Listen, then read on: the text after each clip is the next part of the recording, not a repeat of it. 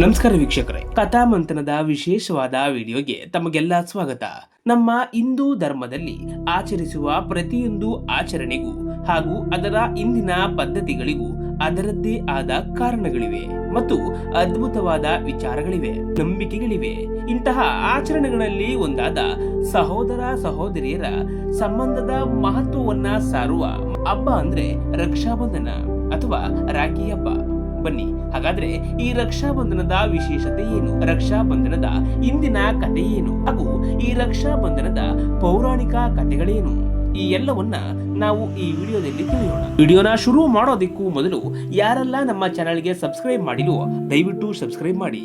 ಇಂತಹ ಮತ್ತಷ್ಟು ಧಾರ್ಮಿಕ ಆಚರಣೆ ಮತ್ತು ವಿಚಾರಗಳ ವಿಡಿಯೋಗಳಿಗಾಗಿ ಬೆಲ್ ಐಕಾನ್ ಕ್ಲಿಕ್ ಮಾಡಿ. ರಕ್ಷಾಬಂಧನ ಅಥವಾ ರಾಖಿ ಹಬ್ಬ, ಈ ಹಬ್ಬವನ್ನ ಅಥವಾ ಆಚರಣೆಯನ್ನ ಶ್ರಾವಣ ಮಾಸದ ಪೌರ್ಣಮಿ ದಿನದಂದು ಆಚರಿಸಲಾಗುತ್ತೆ. ಈ ದಿನದಂದು ಸಹೋದರಿಯರು ತಮ್ಮ ಸಹೋದರರಿಗೆ ತನ್ನ ಸಹೋದರನ ಆಯಸ್ಸು, ವರ್ಚಸ್ಸು, ಶಕ್ತಿಯು ವೃದ್ಧಿಯಾಗಲಿ ಮತ್ತು ನಾನು ನಿನ್ನನ್ನ ನಂಬಿದ್ದೇನೆ, ನೀನು ಯಾವಾಗಲೂ ನನ್ನನ್ನ ರಕ್ಷಿಸು ಎಂಬ ನಂಬಿಕೆಯಿಂದ ಈ ರಕ್ಷಾ ಬಂಧನವನ್ನ ಕಟ್ತಾಳೆ. ಹಾಗೆಯೇ ಸಹೋದರ ಕೂಡ ಸಹೋದರಿಯ ನಂಬಿಕೆಗೆ ತಕ್ಕಂತೆ ಅವಳನ್ನ ಜೀವನದ ಎಲ್ಲ ಹಂತಗಳಲ್ಲಿ ರಕ್ಷಿಸುತ್ತೇನೆಂದು ಶಪಥ ಮಾಡ್ತಾನೆ. ರಕ್ಷಾ ಬಂಧನವನ್ನ ಕಟ್ಟುವಾಗ ಯಾವಾಗಲೂ ಸರಿಯಾದ ಶುಭ ಮುಹೂರ್ತದಲ್ಲಿ ಕಟ್ಟಬೇಕು ಎಂದು ಶಾಸ್ತ್ರ ಹೇಳುತ್ತೆ. ಇಲ್ಲವಾದಲ್ಲಿ ರಕ್ಷಾ ಬಂಧನವು ಬರೀ ಒಂದು ದಾರವಷ್ಟೇ. ಹಾಗಾದ್ರೆ ಈ ರಕ್ಷಾ ಬಂಧನದ ಮಹತ್ವ ಮತ್ತು ಈ ಆಚರಣೆಯ ಇಂದಿನ ಪೌರಾಣಿಕದ ಕೆಲವು ಕಥೆಗಳನ್ನ ನೋಡೋಣ. ಒಂದು ಸಮಯದಲ್ಲಿ ದೇವತೆಗಳು ಮತ್ತು ದೈತ್ಯರ ನಡುವೆ ಘೋರ ಯುದ್ಧ ನಡೆಯುತ್ತಿತ್ತು. ಈ ಯುದ್ಧದಲ್ಲಿ ದೇವತೆಗಳ ಬೆಂಬಲಕ್ಕಾಗಿ ಮಹಾವಿಷ್ಣು ಕೂಡ ಯುದ್ಧಕ್ಕೆ ಹೊರಡಲು ಸಿದ್ಧರಾಗಿದ್ದರು.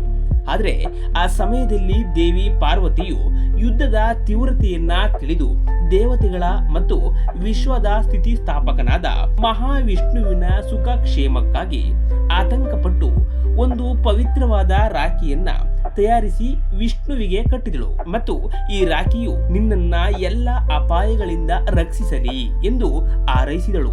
ಮಹಾವಿಷ್ಣು ದೇವಿ ಪಾರ್ವತಿಯ ಸೋದರಿ ಭಕ್ತಿಗೆ ಸಂತೋಷಪಟ್ಟು ಅವಳನ್ನ ಆಶೀರ್ವದಿಸಿ ಯುದ್ಧಕ್ಕೆ ತೆರಳಿ ದೈತ್ಯರನ್ನ ಸೋಲಿಸಿ ವಿಶ್ವದ ಸಮತೋಲನವನ್ನ ಸ್ಥಾಪಿಸಿದರು. ಇನ್ನು ಮಹಾಭಾರತಕ್ಕೆ ಬಂದ್ರೆ ಈ ಶಿಶುಪಾಲನನ್ನ ಕೊಂದು ಶ್ರೀಕೃಷ್ಣನು ತನ್ನ ಸುದರ್ಶನ ಚಕ್ರದಿಂದ ಬೆರಳಿಗೆ ಗಾಯ ಮಾಡ್ಕೊಳ್ತಾನೆ.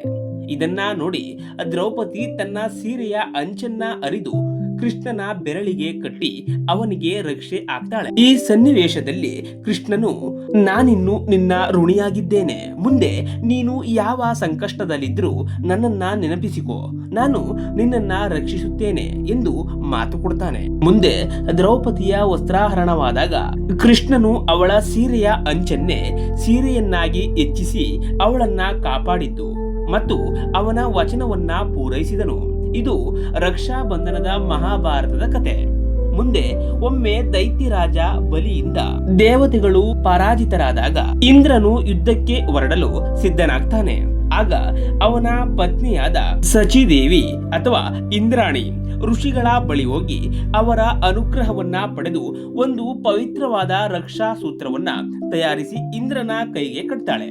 ಈ ರಕ್ಷಾ ಸೂತ್ರದಿಂದ ಇಂದ್ರನು ತನ್ನ ಬಲವು ವೃದ್ಧಿಯಾಗಿ ಯುದ್ಧವನ್ನ ಗೆಲ್ತಾನೆ. ಇದರಿಂದ ಸಚಿದೇವಿಯು ಕಟ್ಟಿದ್ದ ಈ ರಕ್ಷಾ ಸೂತ್ರದ ಮಹತ್ವವು ನಮಗೆ ತಿಳಿಯುತ್ತೆ. ಇನ್ನು 16ನೇ ಶತಮಾನದಲ್ಲಿ ಕ್ರಿಸ್ತತಕ 1535 ರಜಪುತ್ನ ರಾಣಿ ಕರ್ಣಾವತಿ ಮೇವರ್ ರಾಜ್ಯದ ರಾಣಿ ಹಾಗೂ ರಾಜ ರಾಣಾ ಸಂಗ ರವರ ಪತ್ನಿ.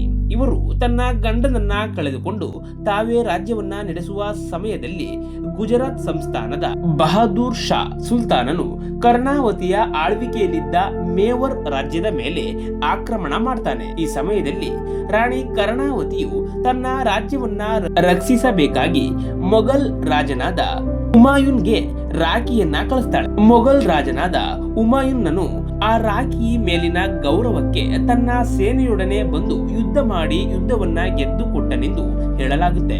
ಈ ಕಥೆಯ ಮೂಲಕ ರಕ್ಷಾ ಬಂಧನವು ಕೇವಲ ಸೋದರ ಸಹೋದರಿಯರ ಹಬ್ಬವಲ್ಲದೆ ರಕ್ಷಣೆ, ಗೌರವ ಮತ್ತು ನಂಬಿಕೆಯ ಪ್ರತೀಕವಾಗಿಯೂ ಪರಿಗಣಿಸಲಾಗಿದೆ.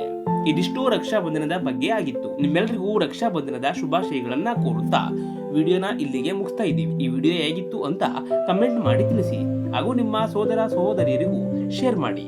ನಮಸ್ಕಾರ.